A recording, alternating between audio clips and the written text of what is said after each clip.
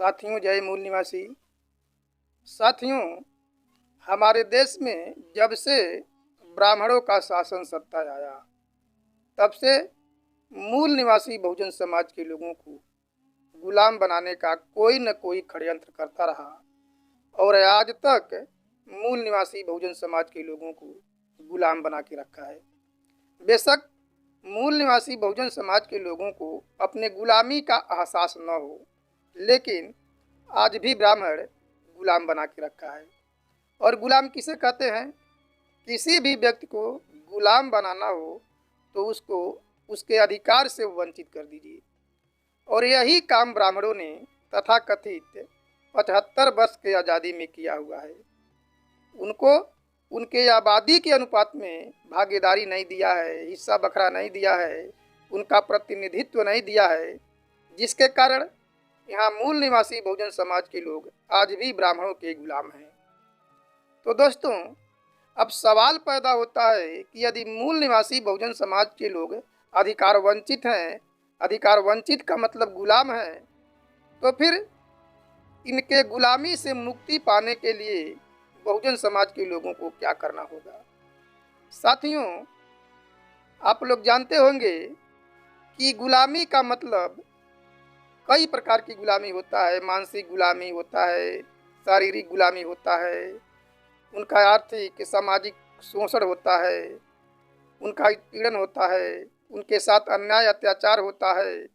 यदि वह गुलाम नहीं रहते तो आज मूल निवासी बहुजन समाज के साथ ऐसा नहीं होता। इसके मतलब आज मूल निवासी बहुजन समाज के लोग गुलाम हैं और इस गुलामी से मुक्ति के लिए हमें क्या करना चाहिए? तो ब्राह्मणों के गुलामी से मुक्ति के लिए 3 उपाय है, क्योंकि ब्राह्मणों का जो है कि जान 3 जगह है। पहला जान धर्म में है, दूसरा जान राजनैतिक पूंजीवाद में है और तीसरा चुनाव में है। इन 3 जगह ब्राह्मणों को 3 जगह से हटाना होगा, तभी हम भारत में आज़ाद हो सकते हैं।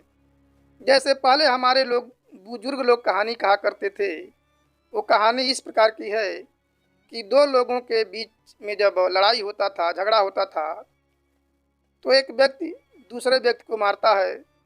वह तीर से मारता है, तलवार से मारता है, फिर भी वह मरता नहीं है। तो कोई समझदार व्यक्ति कहा कि अरे इसको क्या मार रहे हो, इसका जान तो तोते में है, तोते को मार दो, ये अपने आप मर जाएगा।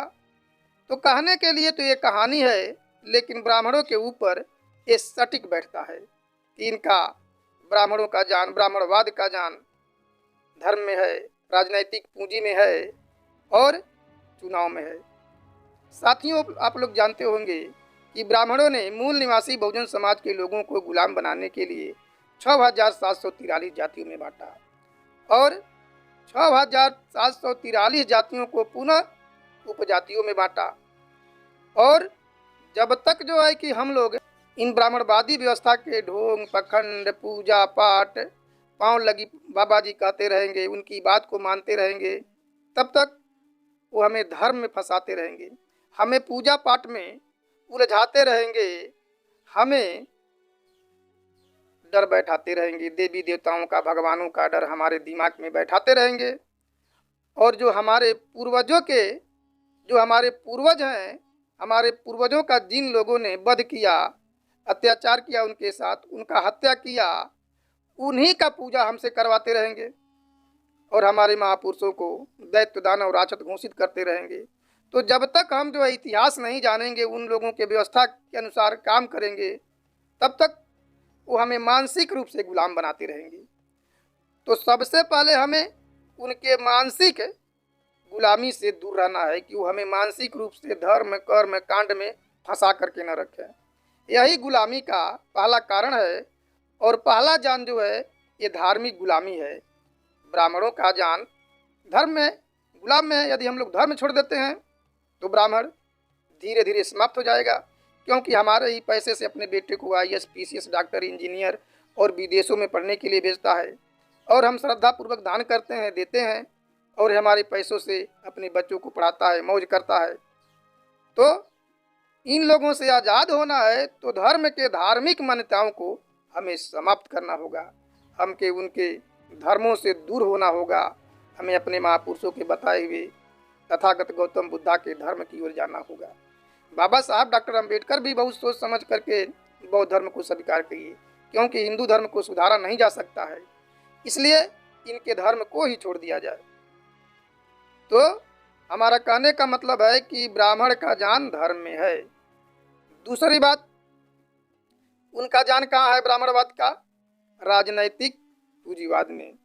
साथियों, आप लोग देखते होंगे कि मूल निवासी बहुजन समाज के लोगों के पास पूंजी नहीं है, क्योंकि सदियों से शिक्षा, संपत्ति और हथियार रखने से ब्राह्मणों ने वंचित कर दिया, और तथाकथित आज़ादी के बाद भी इन लोगों ने हमें गुलाम बनाने का काम किया। जब हमारे देश में संविधान लागू हुआ तो ब्राह्मण पंडित जवाहरलाल नेहरू ने 3% ब्राह्मणों को 60% टिकट दिया, और देश के कार्यपालिका, न्यायपालिका, विधायिका और प्रचार मीडिया में ब्राह्मणों का नियंत्रित कब्जा करवाया। हमारे लोगों को, मूल निवासियों को राजनीति से वंचित किया, इनके पास पूंजी भी आने नहीं दिया। आप लोग एक पुस्तक पढ़े होंगे, चाहे बहुत से मूल निवासी लोग जानते होंगे कि RSS का गुरु गोलवलकर एक किताब लिखा, we and our nationhood identify. वो कहा कि जब भी हमारे हाथ में शासन सत्ता आता है तो क्या करना चाहिए?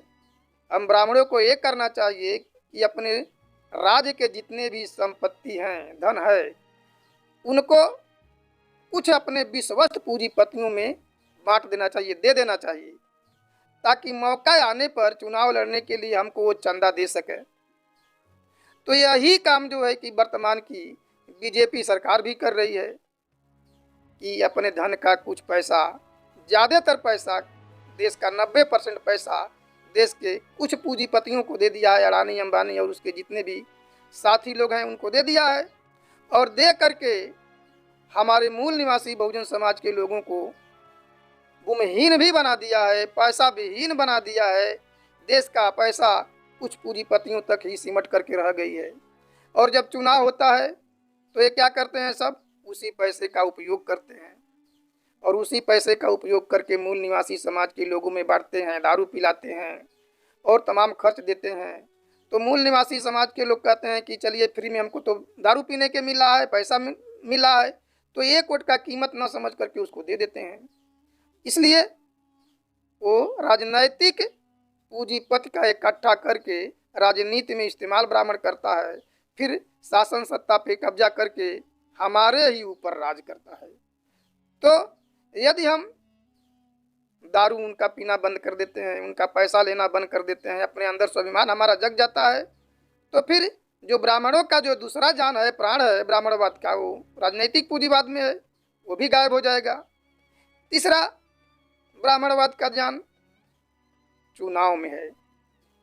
चुनाव में क्या है कि ब्राह्मण वाले जो है बूथ कैप्चरिंग करके हमारे चुनाव को, हमको चुनाव जीतने नहीं देता था, हमको सांसद, विधायक, चाहे गांव का प्रधान, चाहे कोई भी संवैधानिक पद पे जाने नहीं देता था।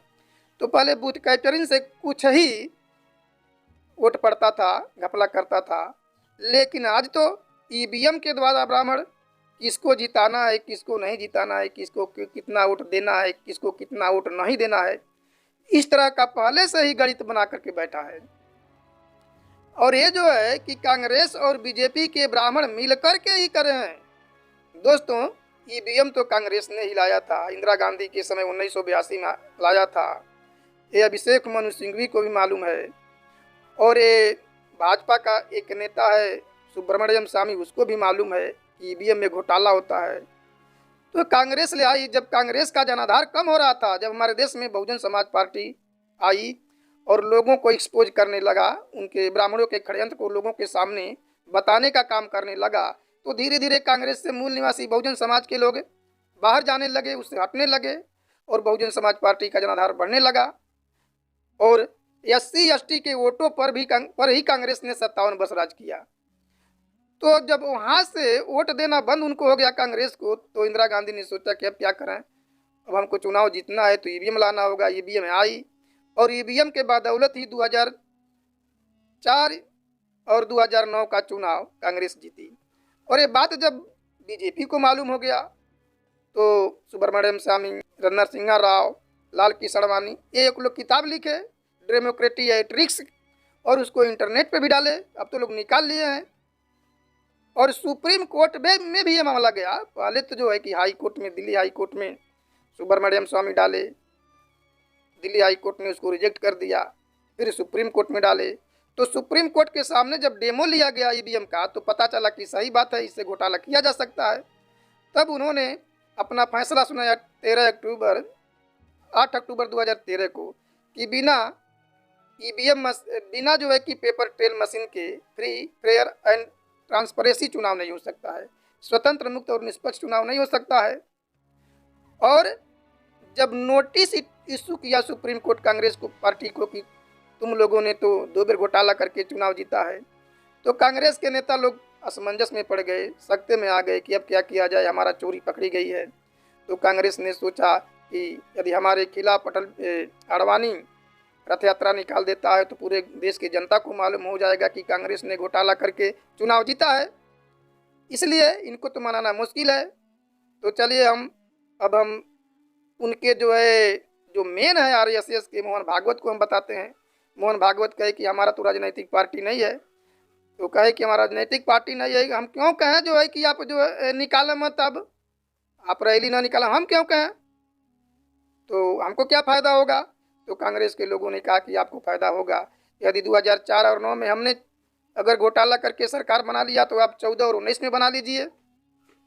तो ये जो है कि सही प्रूफ है और डॉक्यूमेंट्री एविडेंस के साथ मानवर बामन मिश्राम साहब जी ने इसके खिलाफ सुप्रीम कोर्ट में याचिका भी दाखिल की है। उन्हीं का देन है कि पेपर ट्रेल मशीन लगा, लेकिन पेपर ट्रेल मशीन का भी गणना नहीं होता है। तो पेपर ट्रेल मशीन लगाने का मतलब ही क्या है।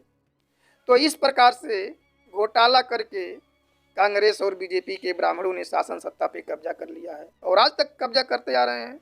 वे लोग इतना बेशर्म है कि पूरे देश में ईवीएम के खिलाफ आंदोलन चल रहा है, तब भी वे लोग मानने के लिए तैयार नहीं है। यहाँ तक कि चुनाव आयोग भी मानने के लिए तैयार नहीं है कि ईवीएम में घोटाला होता है, जबकि वो खुद करवाता है। बामन मिश्राम तो कहते हैं कि चुनाव आयोग चोरों का सरदार है, ईवीएम चोर है और चुनाव आयोग चोरों का सरदार है। फिर उनके खिलाफ कोई क्यों नहीं एफआईआर दर्ज करता है, क्योंकि वो सच्चाई है। तो दोस्तों, ये जो ब्राह्मणवाद का जो जान है वो तीसरा जान ईवीएम में है, यानी चुनाव में है, चुनाव व्यवस्था में है। चुनाव के द्वारा आप लोगों को चुनाव में जीत करके आप लोग गुलाम बना लेते हैं और आपके अधिकारों को देते नहीं हैं, वंचित नहीं करते हैं, आपके हित में कोई कानून नहीं बनाते हैं। तो यदि हमको ब्राह्मणवाद से छुटकारा पाना है तो इन 3 चीज़ों पे ध्यान देना होगा। पहला धर्म पे, दूसरा राजनीतिक पूंजीवाद में और तीसरा चुनाव में। यदि मूल निवासी बहुजन समाज के लोग यदि इन 3 चीज़ों पे ध्यान देते हैं, धर्म को छोड़ते हैं, राजनीतिक पूंजीवाद का बहिष्कार करते हैं, चुनाव में सतर्क रहते हैं, तो ब्राह्मण कभी भी इस देश का शासक नहीं बन सकता है। यदि ऐसा हो गया तो उसी दिन से मूल निवासी बहुजन समाज के लोगों का राज्य आ जाएगा। और इसके लिए हम सभी लोगों को सड़क पे उतरना होगा, बोलने से केवल नहीं होगा, सड़क पर उतर करके हमें आंदोलन करना होगा और पुनः राज्य में या केंद्र में अपनी सरकार बनानी होगी, तभी हम लोग इस देश के शासक बन सकते हैं, हुक्मरान बन सकते हैं। दोस्तों, आप लोग ऐसा करेंगे, हमारा आशा और विश्वास है। आप लोगों ने हमारी बात को ध्यानपूर्वक सुना, उसके लिए धन्यवाद। जय मूल निवासी।